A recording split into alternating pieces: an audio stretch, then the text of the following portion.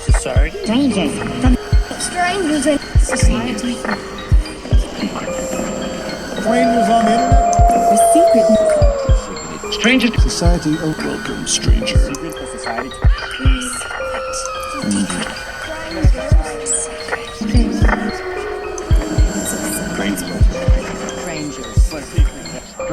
Society.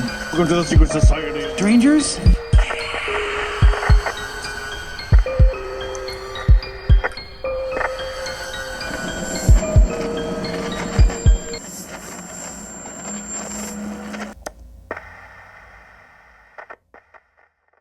And I asked him what.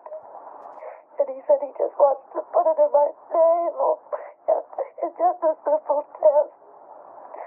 And I tell him, no, it won't hurt. Don't do it. Don't do it. And he's a no, it won't hurt. And he sticks a needle into my navel. And said,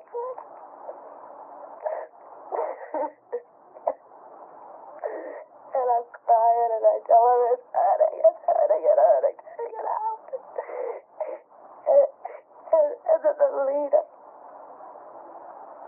he goes over and he puts his hand, runs his hand in front of my eyes. And he says, I'll be all right. I won't feel it.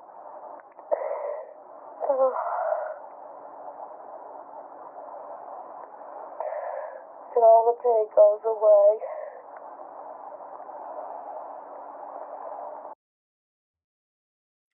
Welcome back. I'm Lee, here with my two strangers, Josh and Jen. What it do? We are the Secret Society of Strangers.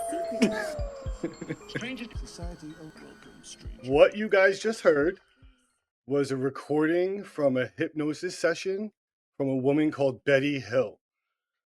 It's from the night of September 19th, 1961. Her and her husband were driving on the dark, deserted roads of the White Mountains.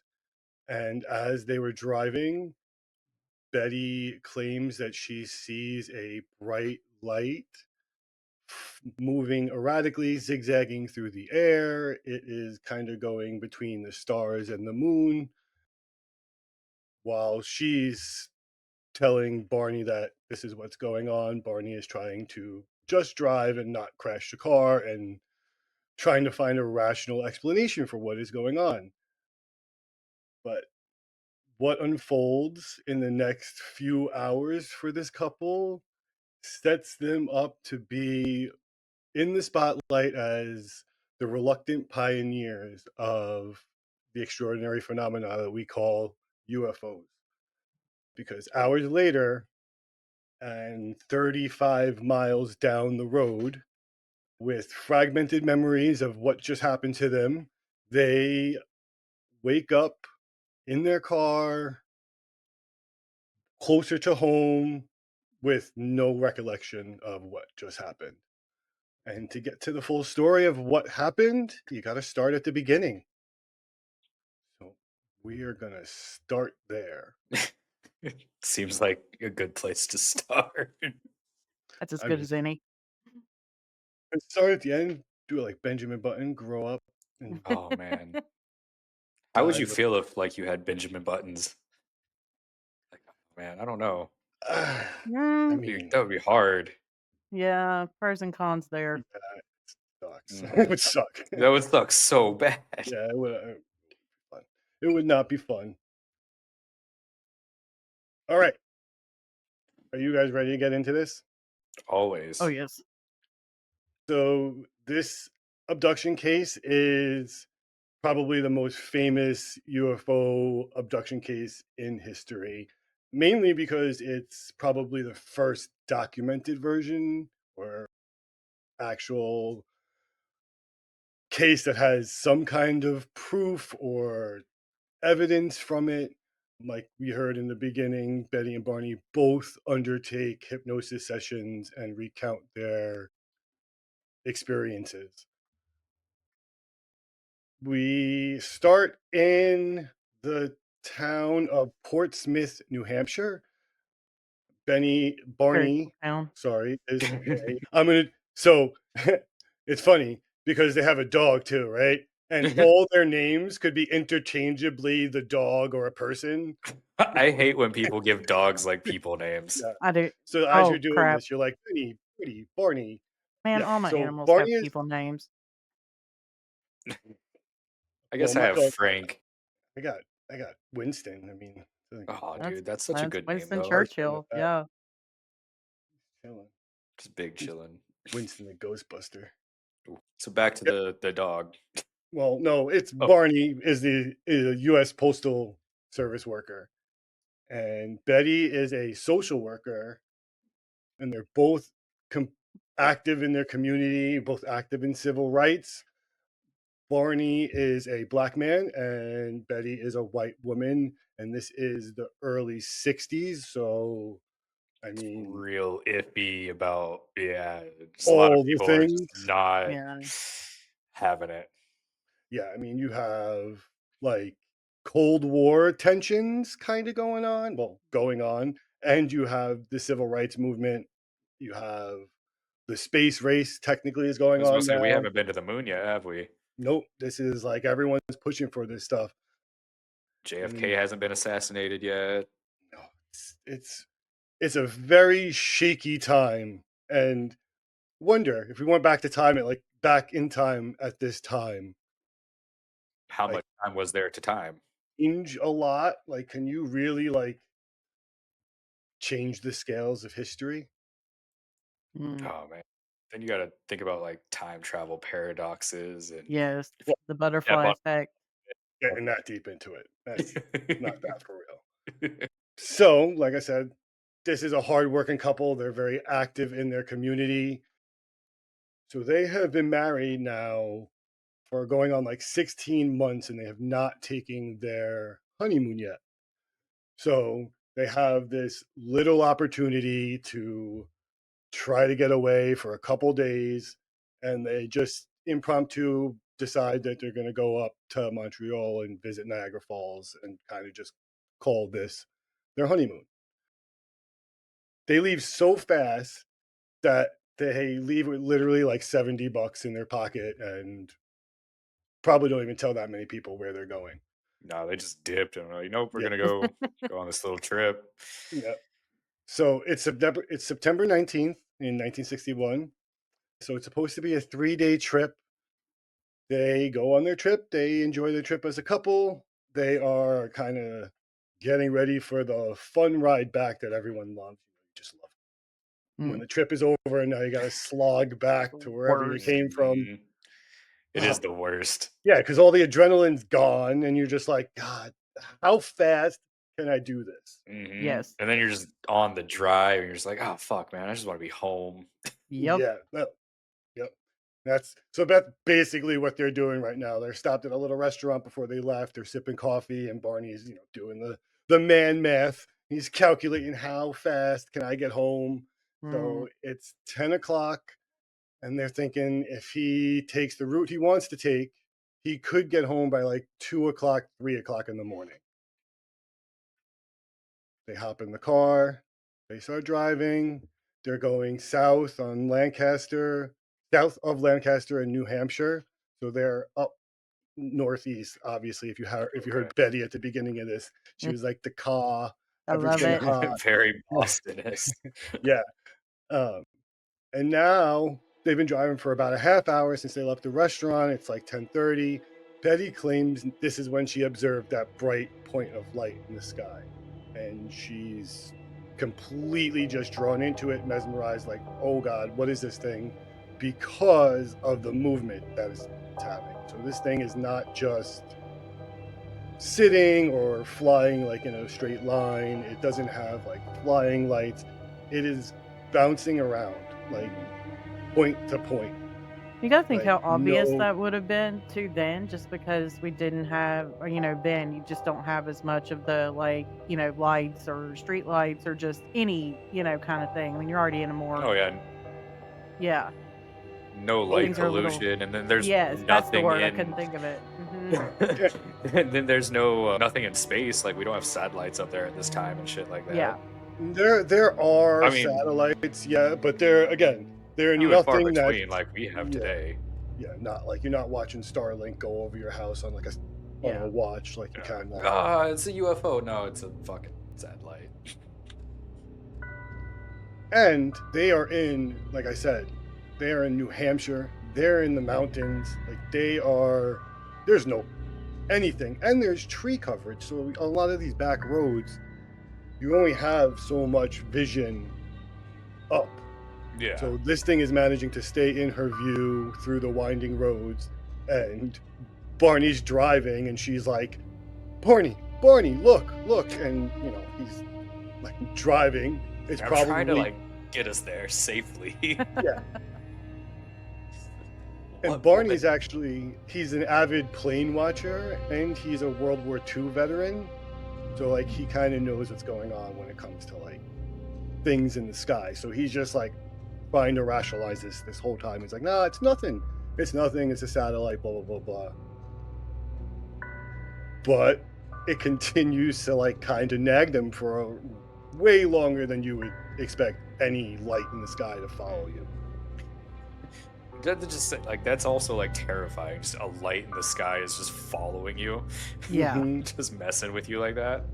Yeah. And what really makes Barney notice that, okay, this is not a plane, or maybe this is something weird, is that it just like zooms in on them. And like there's no slow acceleration. It's just like boink boink.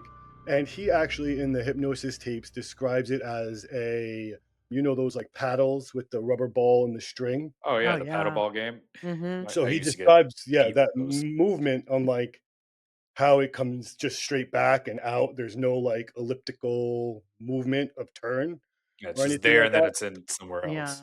Yeah. So imagine you're driving and now it like zooms in towards you and then bounces back.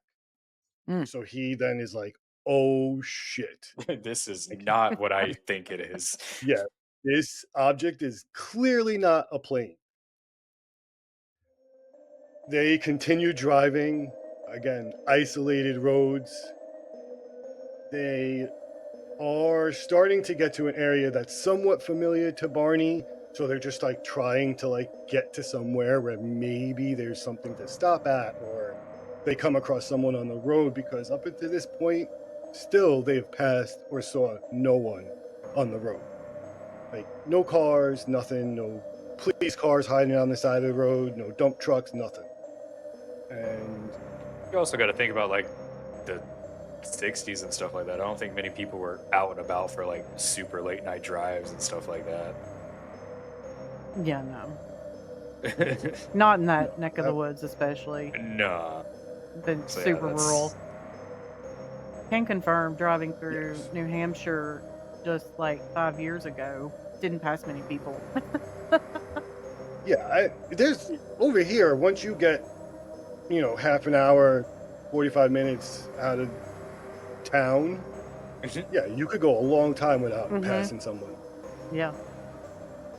So they continue, and they're just, again, like trying to get to an area they know. They're about a mile outside of a place called Indian's Head, and Barney's kind of familiar with like a rest stop or like a turnaround kind of thing over there. So he finally gets to that rest stop and feels like, okay, I can pull off, I can get out, I can try to see what this thing is. And that's what they do. So Barney gets out of the car, goes to look at what this object could possibly be, and it is just, again, bouncing, zooming, doing all these weird things. And at a certain point, it stops enough for him to like kind of size it up, and he estimates that it's like 40 feet long. Pretty freaking big. Yeah. It's almost Yeah. half a football field. Yeah. Thank you, Josh. So now that's I needed good that. good American measuring. Hey, it just makes sense that way. So this craft, like we said, 40 feet long. It's illuminated like this red light, like it's a solid big red light. And again, we're in the 60s, so things with bright lights in the sky that are colored are unheard of. Mhm. He literally starts to just like panic, obviously. Yeah, doesn't he like go for his gun or something like that too? Exactly, yeah. So he runs to the back of the car. He's like, I have a pistol. I'm gonna try to grab my gun.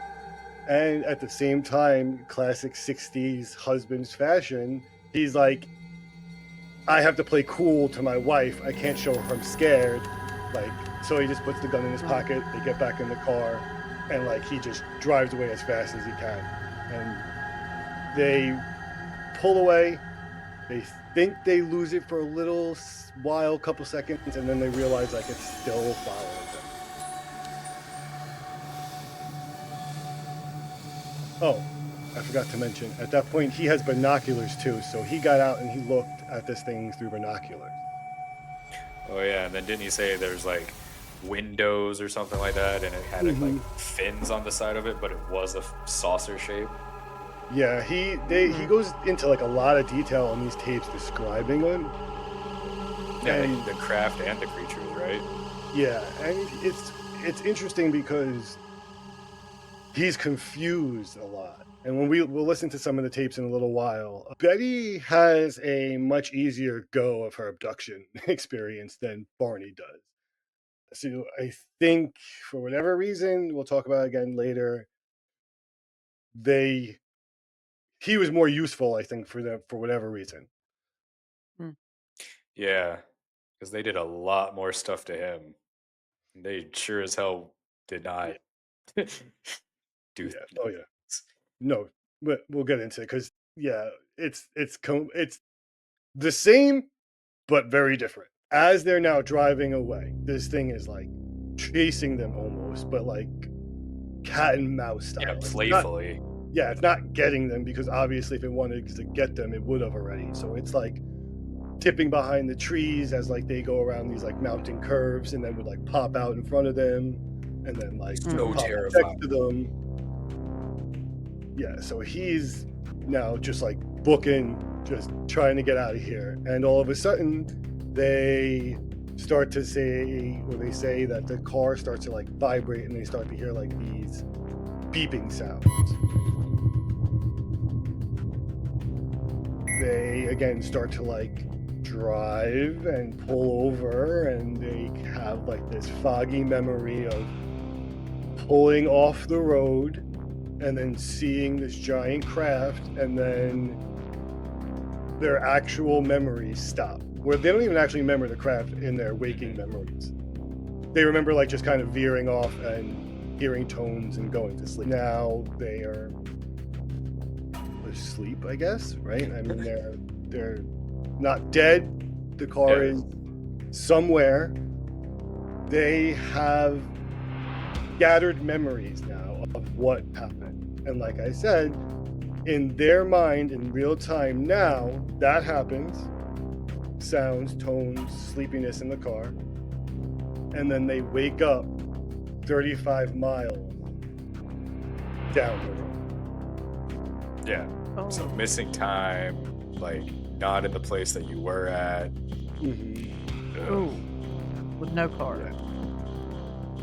No, in the No, car. they were in the car. In Oh, the car, so they still tucked had away, the car. safe, They were just 30 miles Yeah. later. Oh, okay. Later perfectly away. safe in the Yeah. car, just 100% confused and have no idea how the car and them drove 35 miles like closer to their home. Yeah. Because where they stopped, they were a little farther away. And then all of a sudden, they're just Yeah. like, do you Mhm. remember just pulling over and falling asleep? And no, it just wasn't like that. Nope. And at the time, I don't even think they do that much in like conversation. Is they just Mhm. have this like sense of like anxiety and weirdness, and they just drive home in silence. Yeah. They get home, takes probably I don't know, a couple hours or an hour more to get home. And even still, they're like kind of just weirded out. They don't really talk much until they get some sleep. They, I guess, cooler heads prevail. They talk in the morning and they kind of try to piece together what happened in that missing time. They go back out to the car and they start to like take stuff out of the car. Betty insists that Barney does not take the luggage into the house. She doesn't know why. She has no idea why. It's just anxiety. It's just an unnerving feeling. Like, what? Just don't take it into the house. So he leaves it by the back door. He doesn't take it into the house. That's super odd. Yeah, Like like it's weirdly radioactive or specific. something. Yeah, or there's like a tiny gray in there. It's like, Mm. aha! Ah, yeah, that's It's worse. stashed Is away. that worse? Right. This Oh, reminds that's me of great. Paul. That would be so awesome. Like a stowaway, he just hates this shit. He's like, I hate probing people. I'm done with this shit. He always give me the shitty jobs. But no, not that much fun. Ah. They're taking the stuff out of the car, doing all that stuff. He leaves the luggage by the back door. They now like kind of inspecting the car, and they're looking at the car, and they're like, how did I get here? Like maybe with the gas gauge, like did it change? Nothing's really tipping them off except these weird, like perfectly round, like coin-sized circles on the back of the car. Mhm. So they're just like, that's really weird. Like, what would that be? They are, again, very active in their communities. They have good jobs. They're respected in a community and in a country where interracial marriages are like not really looked well upon. So they're not about to wake up in the morning and run into town and be like, guys, guess what we saw? Right. Right? Yeah, no, because it would Yeah. like just make no sense and it would be wildly out of character for them. Because yeah, they were just involved in so many things. They were also like civil rights activists and part of the Yeah, NAACP. Like, yeah, they were doing shit. yeah. But like any other person in a family in a small community, dribs and drabs of their experience start to come out to close members in their family and their church groups. And Betty's sister had seen a quote unquote flying saucer Hmm. before this. So that's also another reason why Betty was interested when she saw that light, because she had already had like pre-existing knowledge to be like, oh, maybe I'm seeing what my sister saw. Yeah, I was just about to ask, do you think she was just like a little bit more calm than Barney because of what her sister had saw? Because obviously her sister had told her about it. And she And seemed fine. Barney Yeah. and Barney is extremely pragmatic. He's a very like black and white kind of person. He's just, there's a problem, there's an answer, Mhm. we'll solve it. That's it. So like Betty's more of a dreamer, and like she's already interested in like the space race and what could be out Mhm. there and possible life on other planets and stuff like that. What I thought was pretty cool was like while I was doing some research, Barney had like a 140 IQ. Like, dude was smart. Yeah. Yeah. Not the kind of guy that's sitting there reading sci-fi comics and, Tinfoil hat in it. nope, not at all. So now, I mean, months go by. Oh, and we forgot to mention also, they were looking through their stuff and they're looking over themselves when they got back. Betty's dress has tears in it, has some like weird holes or like burn marks in it. It's like Hmm. discolored. So they kind of put that aside. And like I said, months go by. Few people know about it. And like the sister says, like, you should tell UFO organizations and like their church. There's a guy there who is another Air Force officer, and his name is Ben Sweet or Sweat. He advises the Hills to go to a professional hypnotist. Hmm. Do you think he was a plant? And then this whole thing Ooh, was. like so, like he's quasi Men in Black style, like going in, Hey, you should go see this therapist. so they can just start logging. Mhm. That's a See? And then doesn't like Project Blue Book happen after this? yeah. There's also a lot of stuff going on now Hmm. too, like Hmm. in the backgrounds, And then grudges, maybe it's things just like like, that stuff. did you see a Russian craft or something? See? Well, the Cold War is going on, which Yeah. is high espionage. Like, Hmm. so Russian maybe sleeper UFOs, agents. imagine that's how this all happens, and that's why it's like so loose and there's so much out there about it. Mm-hmm. That would be wild. So now it's like late 1962.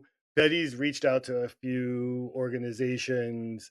Barney's been real reluctant to even talk about it, nevertheless go like to a hypnosis like thing to like be Relive hypnotized it. because Yeah. no, he doesn't think he can do it. He doesn't think he's so, again, pragmatic. He's like, you can't hypnotize me. It's not I gonna don't think work. hypnosis would work on me.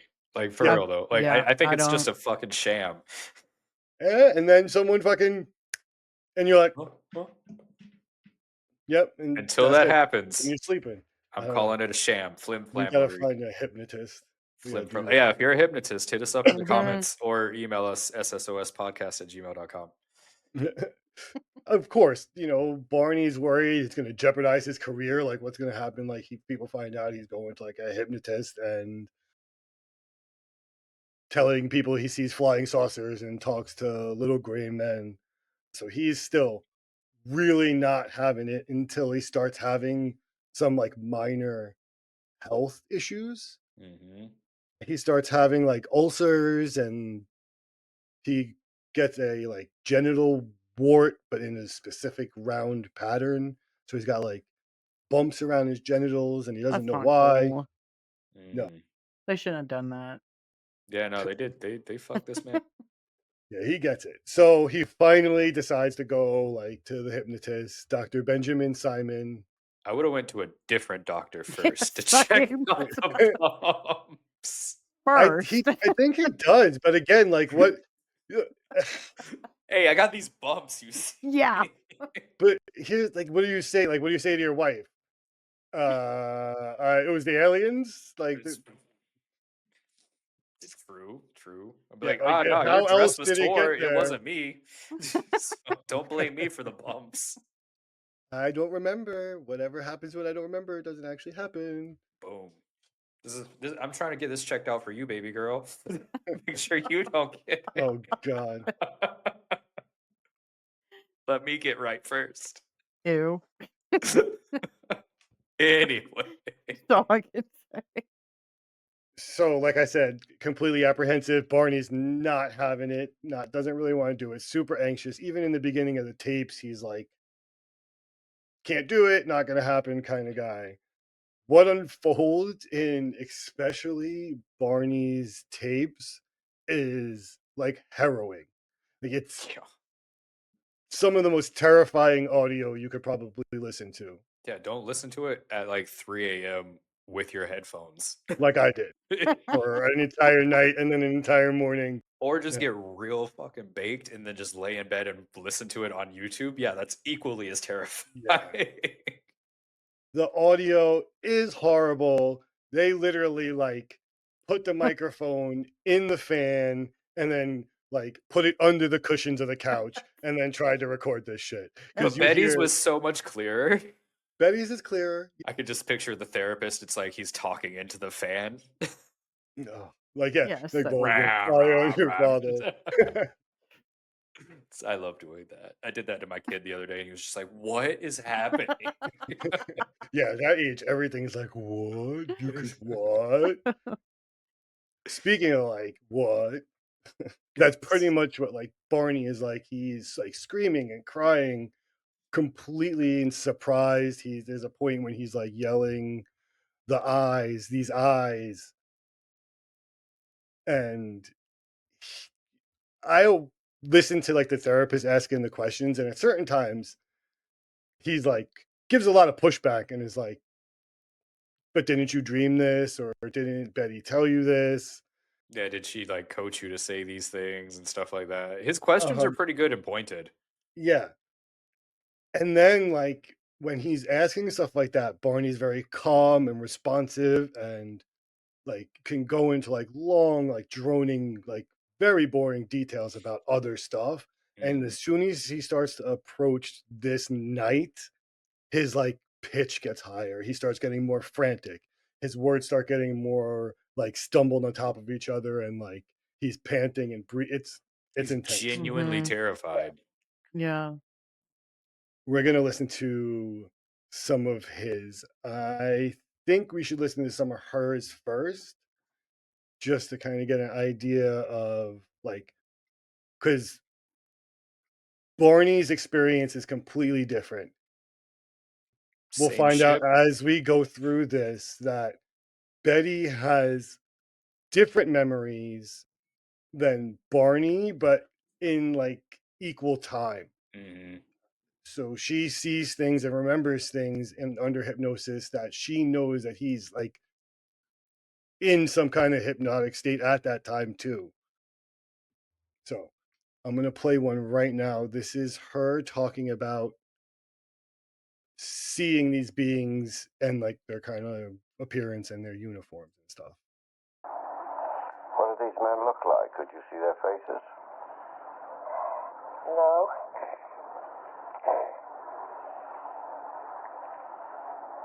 How were they dressed?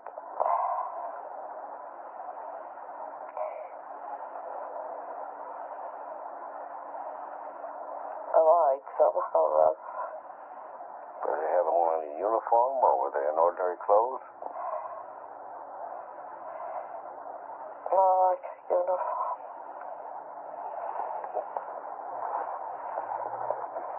Uniform. Does it resemble any uniform you know?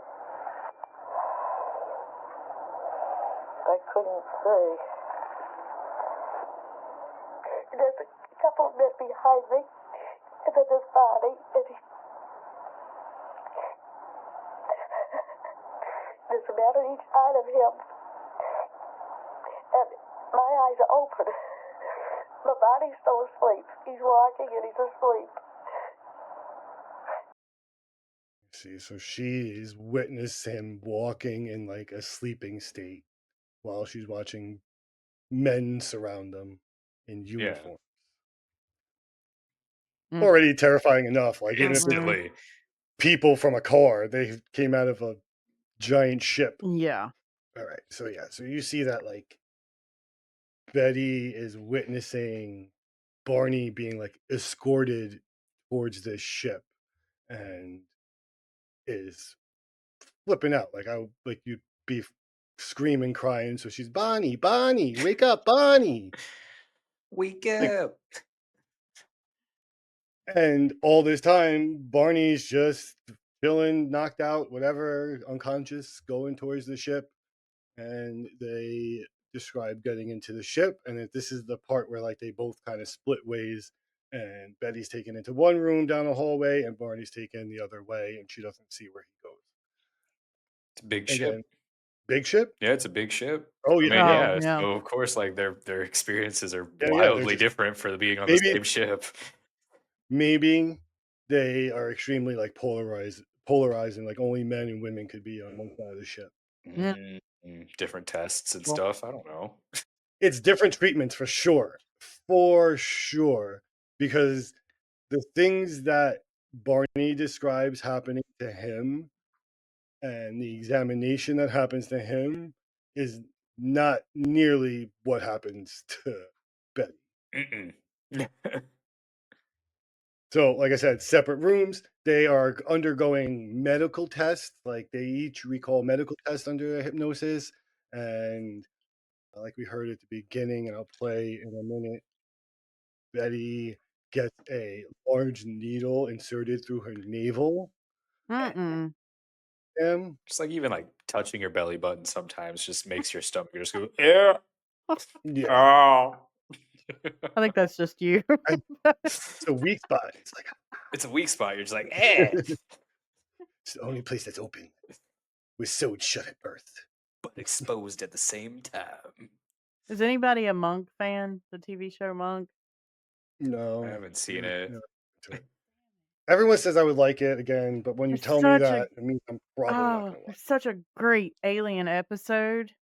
And they're like, show me your belly button. Because they think that would prove, because he's so it. like Wasn't that from that, neurotic that they think he's an alien, that would explain everything. like Max and Me? Wasn't there a Max and Me movie back in the day, and the alien had like a big pot belly? No belly button. Maybe, Oh. maybe I so. don't know. Anyway. I don't even know what Maximi is. Yeah, I'm glad I'm not the only one for Is once. that from the 1900s? Yeah, probably. Probably from the mid 1900s. So we're still at the point, like, they're being taken onto the ship. They go onto the ship. This is some of Betty's account under hypnosis of being taken onto the ship. Did we keep walking?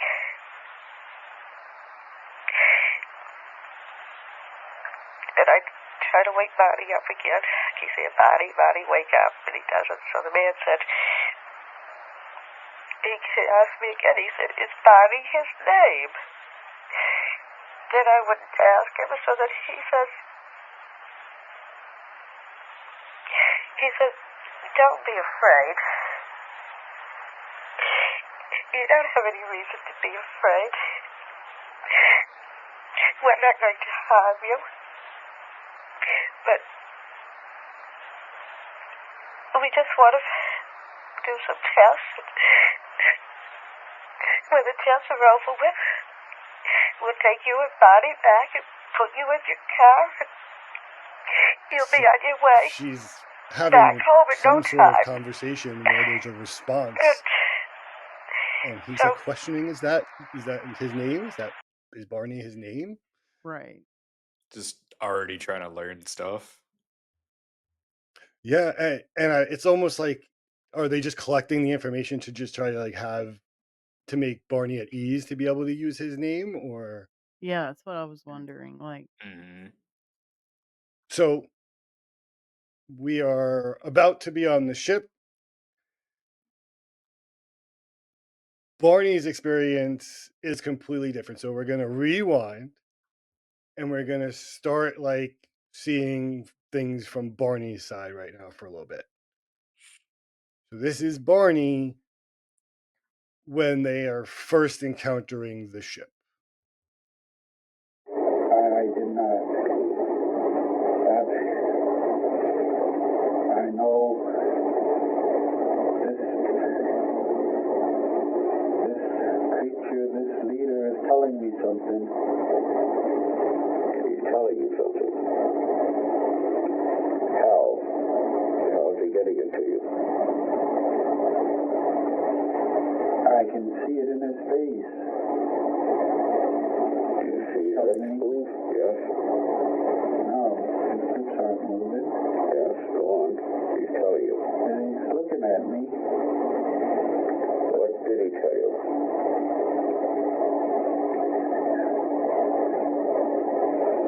Stay there and keep looking. Just keep looking and stay there. And just keep looking. Just keep looking. Could you hear him tell you? Oh, I gotta pull these binoculars away from my eyes.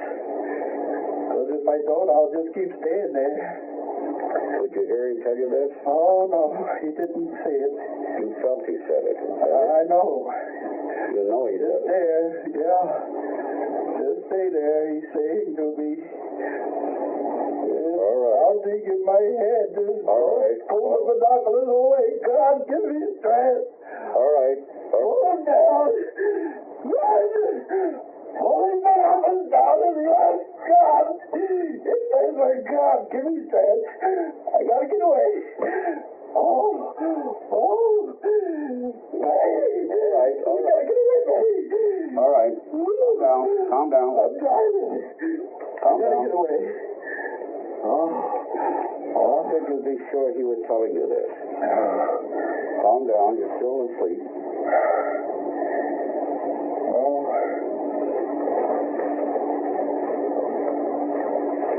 How could you be sure he was telling you this?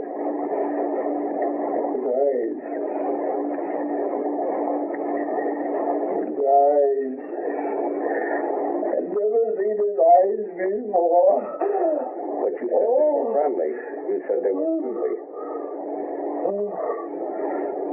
Oh, no. Not the leaders.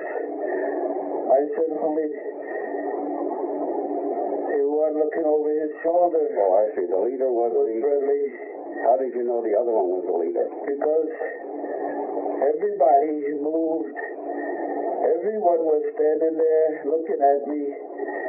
But everybody moved to these levers or in the back, or they went to this big board. They looked like it looked like a board. And only this one with the black shiny jacket and the scarf stayed at the window. I'm driving.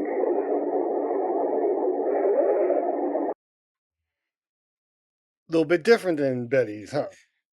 Yeah, just a smidge. So And he that's was him. like terrified just by looking through the binoculars at Yeah. this Mhm. light. And what he's describing is seeing this gigantic craft in a field in front of him with these giant, like, panoramic windows. Mm-hmm. He is like confused in his, because to him his only reference point is like an airliner, like a jetliner with continuous windows, and he's just like, not really like that, because like the only thing that's separating the windows is like a single little partition.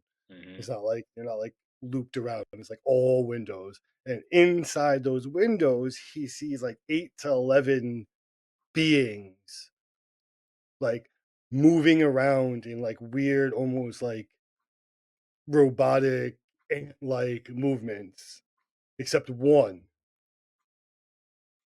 The that is like leader. grilling him. Oh yeah, just mean mugging him with those eyes. Yeah. Yeah. And like that's like, and it's almost like the being is like concentrating super hard on telling Barney to just stay still. Stay there. Just stay there. Just watch Just stay this. still. Just be still. I'll Be be cool, there in a man. minute. Yeah, I'm coming to you. No, thank I you. see you Ugh, from that so can far like, away. yeah, and like he's far enough away that Barney has to use binoculars, and this thing's just like, gotcha, What up? bro. So he's absolutely just paralyzed with fear. You hear like he can't even pull the binoculars away from his face to grab his gun. He's just like, and then he finally does it, and he's just like, gotta get out of here. I gotta go. But he doesn't really get away.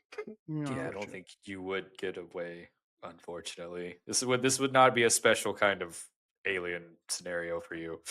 No, not for Barney, but Betty's is a little special. God, Betty. All right, so that's before he's actually had contact with these beings, and now he is like being taken onto the ship. So this is when Betty is like trying to wake Barney up, and she's saying she's seeing him walking, but he's like sleeping. In the vehicle? No, they are standing in the road. Where are you? You're in the car? No. I'm just suspended. I'm just floating about. Oh, how funny. Float about. Just floating. Nothing. I want to get back to the car, but just floating about. You really floating about, or is that the way you feel? That's the way I feel. You're still outside of the car? No. You're in the car. I'm not in the car. I'm not near the car. I'm not in the woods. I'm not on the road. Well, where are these men? I don't know. On the road. I don't know. I'm just floating about.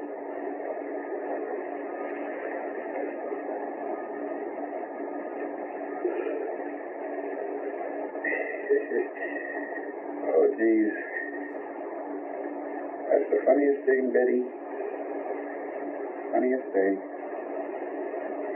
I never believed in flying saucers, but I don't know. Mighty mysterious. Yeah. Well, I guess I won't say anything to anybody about this. It's too ridiculous, isn't it? I like how he's like genuinely annoyed this whole time. If you listen to more of the tapes, there's points where he's like genuinely annoyed with Betty, and he's like, just stop. It's like, I don't believe in this. This is Yeah. no. Yeah, he starts blaming her. He's like, "You're trying to get me to believe in stuff," and he's like, "This is ridiculous." Yeah, but Very pragmatic. Right. just floating along. Is that how you feel, or are you really floating? It sounds like he's like hypnotized. He's like doesn't know he's walking. Mhm. So he's So floating. that okay, yeah, that makes more sense.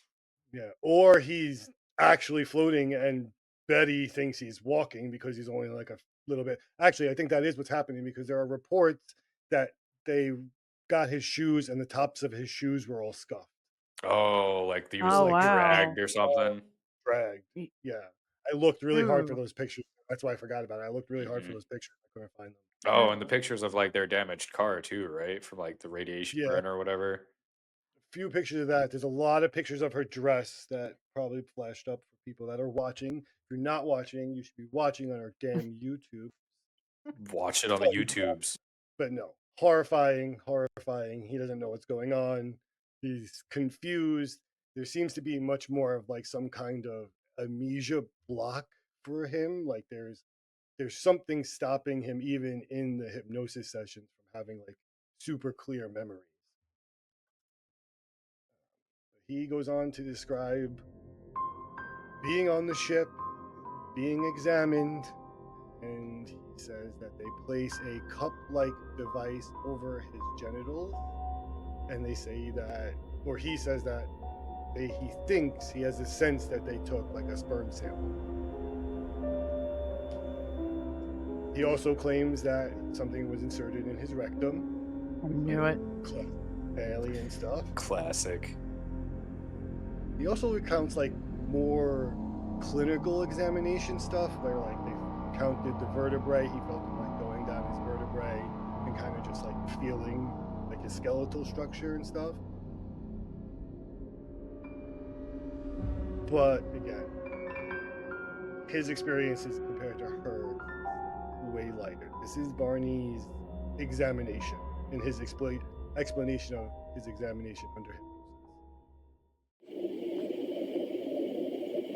Only that they had come into a room with my teeth, and they were quite startled that her teeth could not come out, and mine could. And this is all she knew about me. What about the putting something up your rectum that you told me about? No, she never told me that. Where did you get that idea? I was lying on a table, and I was being turned over, and I felt this thing going into my rectum, and it did not pain me, and it was withdrawn. Well, when were you lying on the table? September the 20th. I was lying on a table. Well, you just told me this was all a dream. This was not my dream. This was her dream. She dreamed, but this was not what she told me in her dreams. This was not her dream. I never knew this happened. And I am very puzzled that I could think that this happened, and I never knew it had happened. Now, all of this dream about your being taken aboard the UFO and being examined and having your teeth taken and all the examination, this was all told to you by Betty, wasn't it? No, Betty never told me, only about my teeth, only about your teeth. But how did you get the other information? I was hypnotized by Dr. Franklin's. So it's real choppy. Audio is real bad. I So couldn't. he Yeah. is Yeah, it just sounded like they're underwater. Or Yeah, like that you're one was listening to really them while hard. you're underwater. So let But us they were tell us, talking about his Lee. teeth or something? Yeah, it's about the only thing I Yep. could make So out. what he is saying is that he is describing his examination. He describes being laid on a table, turned over, something's inserted into his rectum. But he's also describing them like taking out his dentures. And, Oh, yeah, that's right. He had dentures. again, like And they were doing more confused by routine it. things. Yeah. So there's this instant, which is a weird crossover between Betty and Barney's stories. So they find these dentures on Barney, and they, or one of them, is really excited and weirded out and just like questioning why his teeth just came out like that. So he apparently takes them, runs to the room that Betty is in, and starts like pulling on Betty's teeth. To see if Like, they come out like his. Yeah. not understanding why Betty's aren't coming out, and Barney's just fell out in his hand. Like, what is this? We'll hear Betty talk about that in a little bit. I'm just picturing a tiny little gray alien running around with I what? know, What running with have?" yeah. Floppy dentures. So the therapist is questioning the authenticity of what Barney is saying, because he is saying that something that Betty has already said. So he's trying to like figure out, he's saying, but that's something Betty told you she dreamed about, right? And he's like, yeah, the teeth she told me about, but not the rest of the stuff. And he's like, well, where'd you hear about the rest of the stuff? And he's like, I was hypnotized, or I was on, and that's when he explains that I was on the table and I had the thing inserted in me. And but the doctor's like, but Betty told you about that. And then he goes back and says like, no, not that part. And he says like, Betty just told me about the teeth. Mm-hmm. And then like, so again, it's just the doctor kind of trying to figure out if he's had like false memories implanted, Right. or if like he's actually corresponding with something that happened to Betty, which is eerie and weird. Could you imagine being that doctor like that whole time? Like, first of all, this guy's like sitting there screaming and you're like, whoa, calm down, you can be calm. And then like you hypnotize the wife and like she's saying like, oh, I don't know where Barney was, but they brought me his teeth. And then Right. I don't know what they did with my husband. They just brought me Yeah, his that would teeth. be concerning, at least. So here's Barney. right, like that's all that's left. So That's she all- just paper like pew. You said his name was Barney, right? yeah.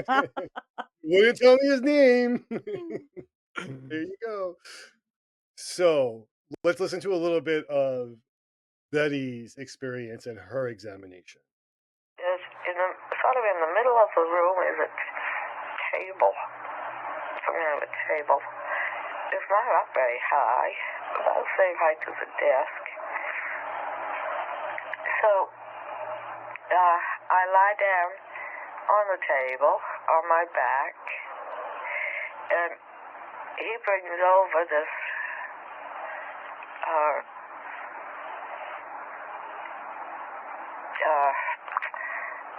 how can I describe it? They're like needles. There's a whole cluster of needles, and each needle has a wire running from it. So then they roll me over on my back.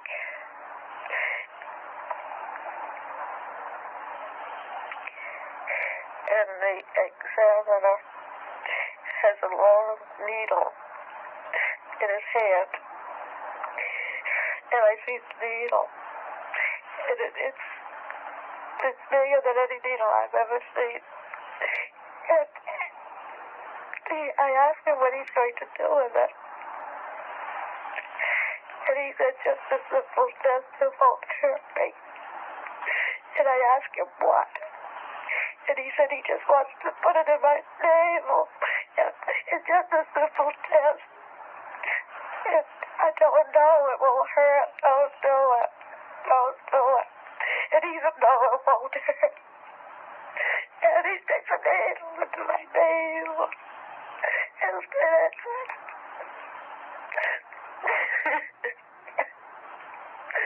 And I'm crying and I tell him it's hurting, take it out. And then the leader, he goes over and he puts his hand, runs his hand in front of my eyes. And he says, I'll be alright. I won't feel it.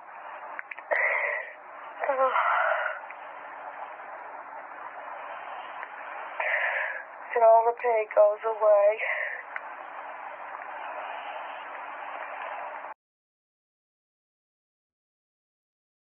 Mm. Yeah. That's pretty much as bad as it gets for Betty. Yeah. Because from then on, she's having fun time with aliens.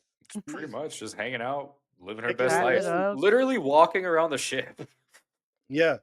So there's instances, or what she says is that they have a whole conversation. Her and this leader have this whole conversation about like she needs something to remember this by, and no one's gonna believe her when she goes home. The leader like asks her like, what would make someone believe that? Like, what do you need for someone to believe you? And she like looks around the room and she points to this like large book, and this leader allows her to like look at the book, and they're looking through the book, and he's like, can you read it? And she's like, no. And so he's like, what are you going to do with it if you can't read it? And she's like, but like it'd still be proof. Mm-hmm. And like he's like, you could keep it. He says you could keep it. He tells her like, nah, I don't need it. I got another one. Yeah. Don't worry. There's like one part where he was like, because she asks like, where are you from and stuff like that, and the creature's just like, well, even if I showed you, like, you wouldn't know, because like, show me where you're from. And she's like, well, I can't do that because I don't know where I'm at. And he's like, yeah, then there's just no point in me telling you where I'm from if you can't even tell me where you're from. I was like, that's kind of a dick move. Yeah, agreed. It sounds like that, but even the way she explains it, it kind of just sounds like a working adult, like this man's at work and he's talking to a child. Literally, he's just like, Mm. no. And he's like that's cool that you want to know. I appreciate that you want to know, but like, and what is it to you if I tell you you know nothing?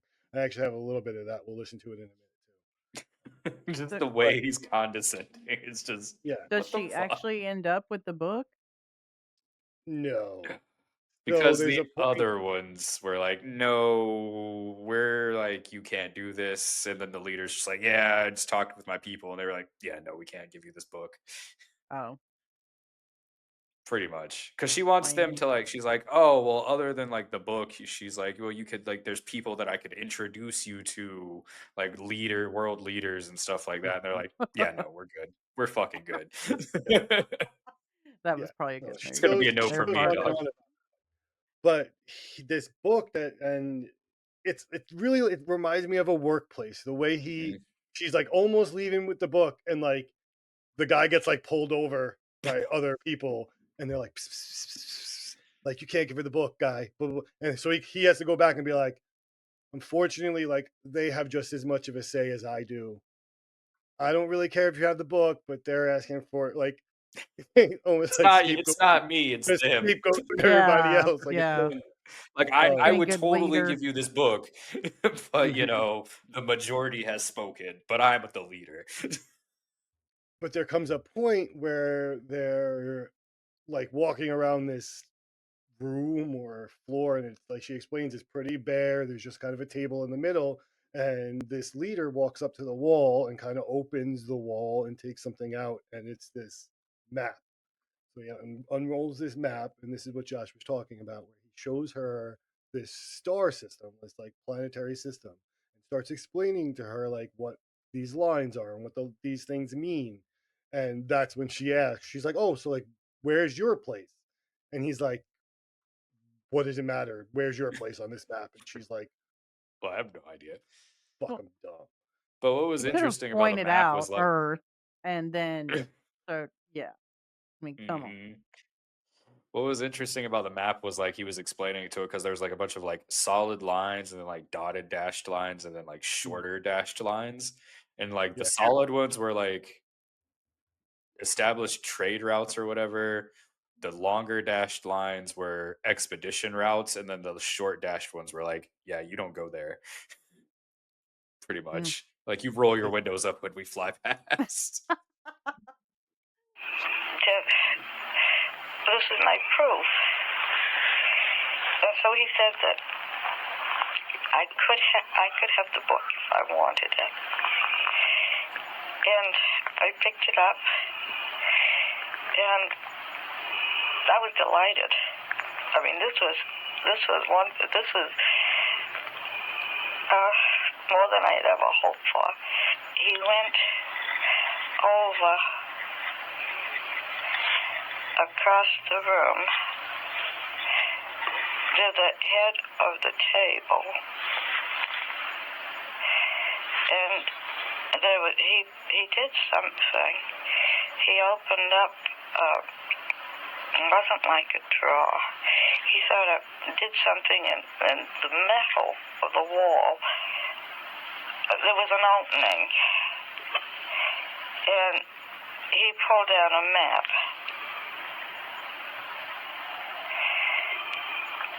And he asked me, had I ever seen a map like this before?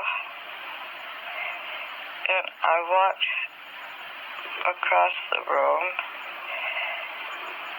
and I leaned against the table, and I looked at it. And it was a map it was an oblong map. And he said that the heavy lines were trade routes. And then the other lines,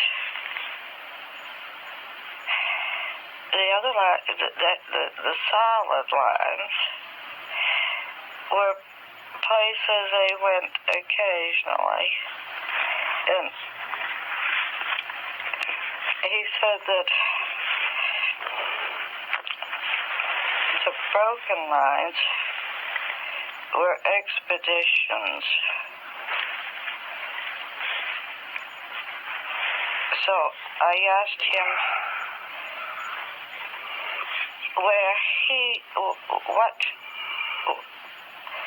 where was his home port?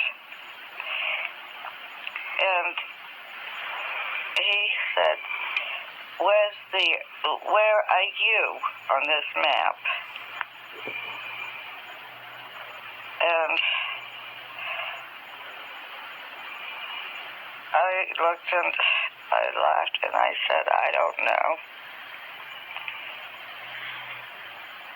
So he said, well then, if you don't know where you are, there wouldn't be any point of my telling you where I am. And he put the map, the map rolled up and he put it back in the space in the wall and closed it. And I felt very stupid because I didn't know where the Earth was on the map. Just a dick. But can we just pause and say that, like, Betty right now is living my dream? This guy opening up cabinets in his kitchen is like, yo, you ever see a map like this, bitch? Check this shit out. Yo. What? And so she says he pulled out, and it was an oblong map. Now, that is confusing because I think what she means is 3-dimensional. So it was like, I think she means it came out like oblong, like it came out this way. Yeah. Yeah. That would be cool. Who knows? Maybe not. Maybe it's just a physical map. But she does draw a picture of that map. But she describes that she knows the routes, and she knows where Earth is now, and she describes it, and she says that it is Zeta Reticuli. Zeta Re. Now I shouldn't have to explain that if you listen to our onboarding episode. Yeah, little tiny gray people. Yep. But if you didn't, it's a binary star system about 39 light years away. So yeah, so she's like hanging out and he's like showing her stuff, showing her books and like just walking her around this room. Like there's instances where she's like, "Oh, but where is Barney?" And they're like, "Oh, we're not done with him yet. Like he'll be done." And like we'll bring him in. You guys can go. Don't worry. Just hang out. We showed you his teeth. I mean, we were Yeah. like, "This is Barney." That's Oh com- yeah. So here, yeah, here. that's This is comforting, his teeth. right? This is her You saw him already. talking about his teeth. And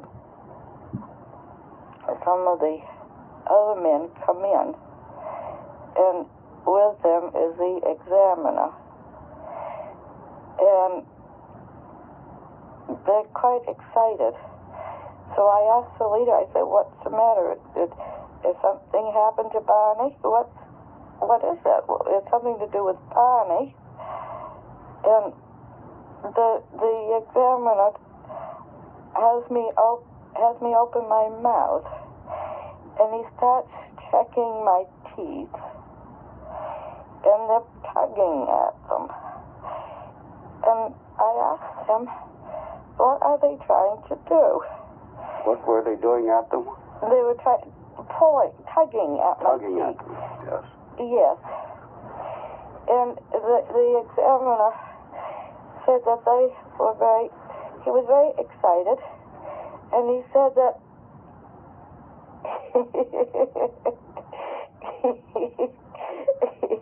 he said that they couldn't figure it out. Barney's teeth came out and mine didn't. And I was really laughing. And I said that Barney had dentures and I didn't, and that's why his teeth would come out. So then they asked me what were dentures. And I said that people, as they got older, washed their teeth. They had to go to the dentist and have their teeth extracted, and they put in dentures.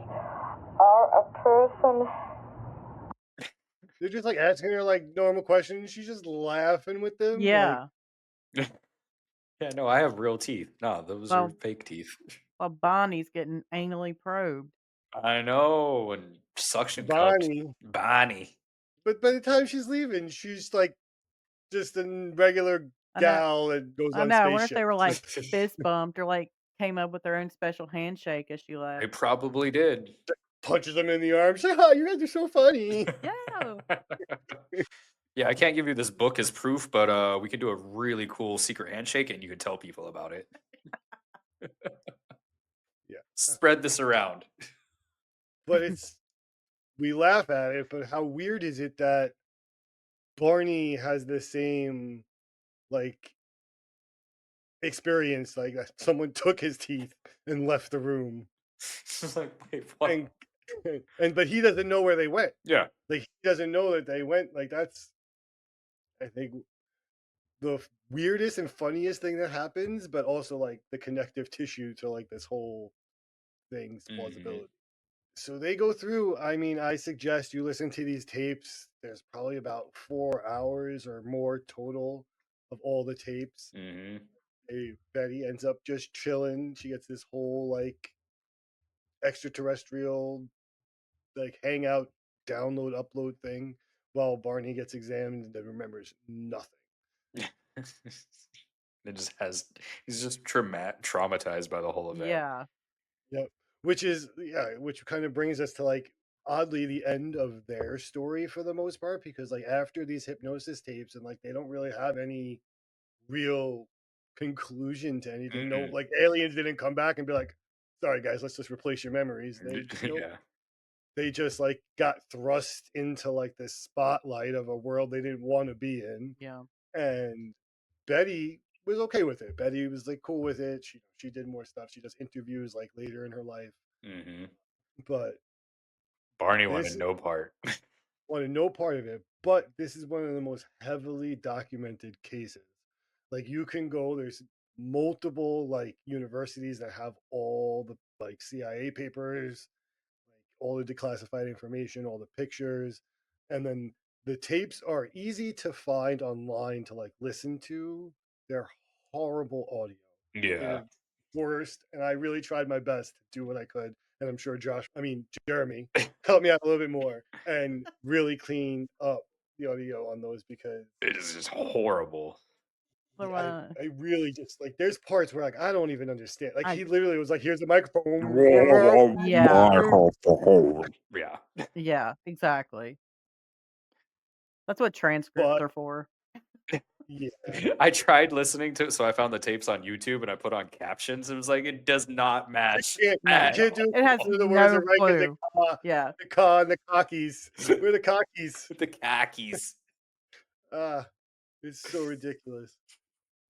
No, but again, like they have a expert, Marjorie Fish. She looks at the drawing and the recreation of the map that Betty makes, and that's when they determine that this was Zeta Reticuli, which is heavily contested by all kinds of people with scientific backgrounds that say like there's no way it could be that, or like what are the odds that like she just says that there's just a random binary Star. planetary system and this is it, like you just line it up like it's Yeah, because her drawing is essentially like more or less the same like star structure of that system. Pretty much like Oh, once they wow. found it, like once astronomers found it, they're like, oh fuck. So there's just been a bunch of like toss up questions of like, did she just randomly make this up? And like obviously it was just a luck of the celestial draw, or did she Hmm. actually like see the star map? And she'd like not had any crazy interest in astronomy she had before. some. She did more than Barney did. Yeah. Well, she was. I But think what she was slightly like interested into it because like her sister had that Right. experience, and I think she's just like just from all the research and everything I picked up, like she's just more like into it, and Barney's just like, yeah, absolutely, the fuck not. I'm not here for that shit. So like movies are made, books are written for years, all this stuff. Like Carl Sagan weighs in and is like the star map is bullshit, it's nothing, like blah blah blah. J. Allen Hynek is in it. Everyone, they're all over the Stanton Freeman, Yeah. all the went through. But what's again very interesting is that all this documentation, whether Betty was a UFO fan or not, the sci-fi leading up to this point was nothing like this experience. Mm-mm. So the sci-fi leading up to this is little green men with like phaser guns, Pew like pew. yes, Yeah. super like Cheesy. basic, yeah. No like mind control and like examinations and abductions and stuff. Ships zipping in and around, like it just whoop. Yeah. Yeah, they would come down. There was like invasion stuff, but like the combination of all these things in like a linear experience of like being hypnotized while you were driving your car and watching your husband being like essentially beamed up, like what Yeah. like he moved along laterally. So Star a lot of maps. this Yeah. information, yeah, is really new for this kind of like phenomenon and experience. Because other than that, when people are reporting stuff, they're like, "I saw a flying saucer. I saw a Foo Fighter." Like they weren't landing and like communicating and Mm-mm. wearing Right. uniforms with scarves and all kinds of like Tiny little crazy shit. Hugo Boss Nazi uniforms. Yeah, they do have a Nazi-esque like tilt to them when you're listening to the tapes. Like they are could be maybe there's Mhm. future Nazis that coming back. Maybe From Oh, Antarctica. That's what we one of the need. timelines we lost, and or maybe this one we lost really. Damn, now I want to watch Man in the High Castle. James Earl Jones plays him in like the movie about this whole incident, which is wild. I haven't watched the movie. I just watched clips, but come on, like you guys heard Barney's voice. Yeah, like Barney's like high pitch, deep Boston, like twang accent, whatever you want to call it, and then it's just James Earl Jones, like all the way down. Just picturing Darth Vader just freaking out in Yeah. a therapy session. It's kind of funny. Another thing that was like really big, like missing time, really wasn't a thing in like alien contact abduction stories. And So it had a lot of firsts. Right. yeah, it's all first in a lot of these things. And like they even contact, oh no, I forgot in the acronym. Nightcap, Oh, Yeah, MUFON. there you go. Yeah, see, There's Nightcap. too many. NICAP. And they contact NICAP, and that's how they get involved with something like this documentation. And like NICAP had reporters go out and like sit down with them and do all these things and like get pictures of the dress and test on the dress and test on the car. And one of the tests they had done on the car was they had brought out a compass to the back of the car near those like circles, and the compass went all wonky until they mm. pulled it away from the car. Mm-hmm. Mm-hmm. It's Did he get odd. his genitals straightened out? He had the rash. The rash, I guess, eventually went away. They don't Yeah. really, They don't really again, get into it. See, I would they want to kind of clear like, that up personally, but that's fine. That's fine, No, it's Bonnie. fine. Whatever you need to do. Betty's out on tour. She's got her book. She's telling all this shit. And then just at the end of every tour, every conference, just Barney comes out. He's like, just to make everything clear, I do not have Yeah. genital warts. The lumpity bumpities are gone. Yeah, man. Just I saying. mean, So, again, the tapes are what's the most chilling part about Mhm. this. I wish there's a way, maybe someday, someone in the future will clean up these tapes and we'll really get surely. like tolerable audio I for just want to them. read the therapist's like notes So yeah, that's a Mm. good point. So the therapist does or push like back on the transcript or whole whatever. thing. He does, like in his final medical notes, say like, I believe this was like a mass hit, like hysteria type thing. This wasn't like, this is Betty having bad dreams and telling them to Barney, and then Barney having bad dreams, and then them like reliving them together, which I guess is a possibility. But Did again, you?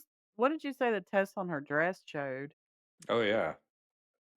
there's like they did all like I don't can't do the science behind it, but they do like microscope tests and like forensic tests, and they test what the fibers are, and there is one fiber on there that is like questionable from a questionable source. They find like pet hair, they find like different fabric from her other clothes, or but there is like one thing that is some kind of unknown material.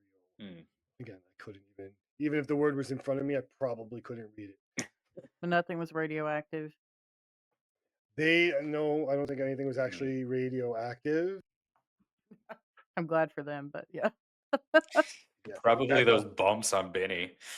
that's a That's what I'm whole telling nother. you. That was my Radioactive first bumps. thought. That's why I was like, did they go away? Because if they're radioactive bumps, they're probably just gonna get worse. Oh So they man, eat through just your gnarly pelvis and space razor yeah. burn.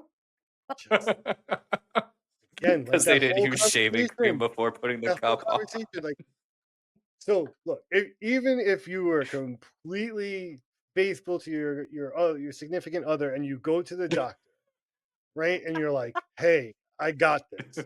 The doctor and the staff, that everyone's assumption is like, "Oh, like if your wife didn't give it to you, who gave it to you? If your The significant other did aliens.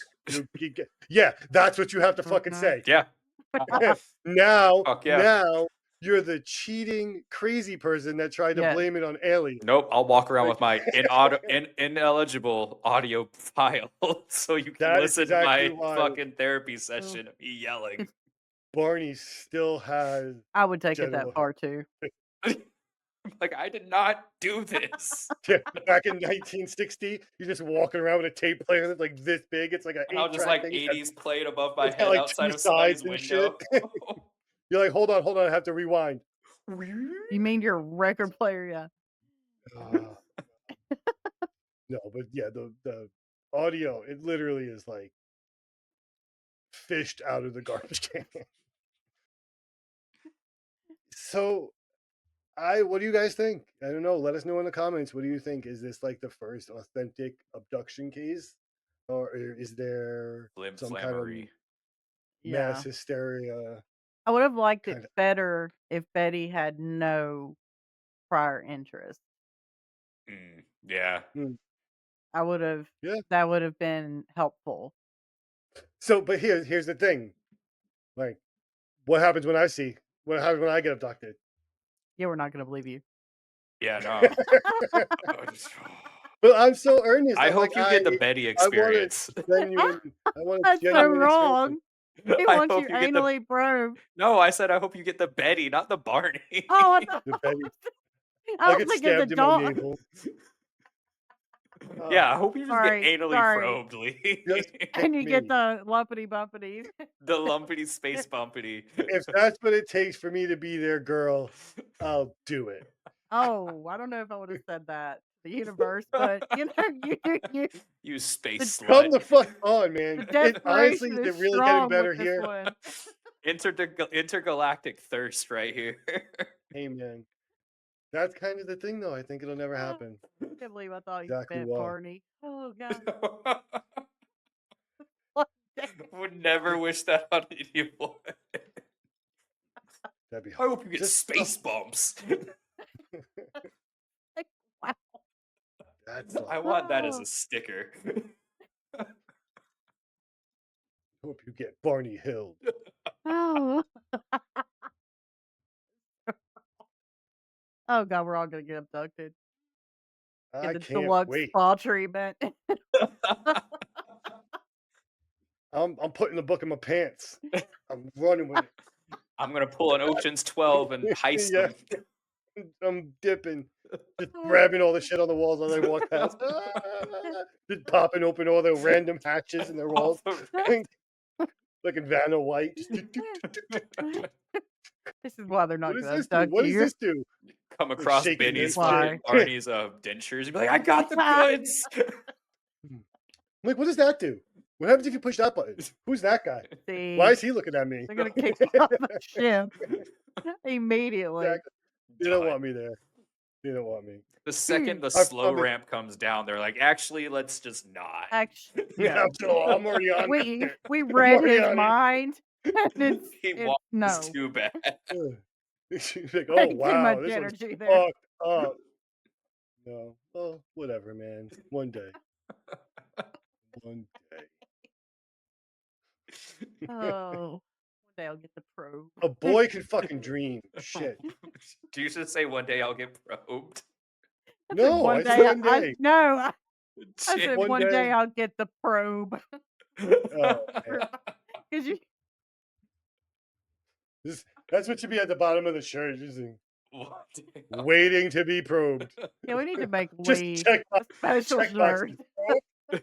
Unprobed. Oh, Check box on the unprobed. This has to be like a big ET finger. Probe home. E.T. prone home. oh my god. Ouch. We're clearly, I'm delirious. I know that. I've been up for way too long listening to. Oh, God. So, I hope you enjoyed our first official episode of Alien April. We have some more really interesting, exciting alien contact stories coming to you. Do they get more interesting than this, guys? I think so. They could. All alien, all contact, all in your face. All April. No need for the edge of the sea. No, they get weird. They get weird, and some of them get violent. Oh, So okay. that's what's coming up. Stay tuned. As always, if you haven't subscribed already and you're already all the way here, what the fuck?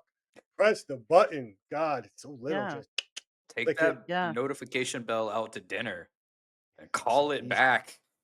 I'm really questioning your capabilities as a human being if you can't just click that button. Just Probe know it you're a being little. judged. Just yeah, Cool. probe that probe that There you go. notification bell. Probe it. Boop. And that like button. And if you're listening to us on Spotify or Apple or whatever you're listening to us on, leave us a 5-star rating. It really helps. Comment. Other than that, guys, let's beam out this bit. Stay strange. Society. Thank you for listening. If you would like to join us as a guest, suggest a topic, or have a story you want us to share, we'd love to hear from you. Email us at ssospodcast@gmail.com. For more behind-the-scenes updates and exclusive insights about SSOS, make sure to follow us on social media. And don't miss out on the fun. Be sure to subscribe to our YouTube channel. Again, thank you for listening to the Secret Society of Strangers podcast. This show is an independent production, researched and crafted by our passionate team.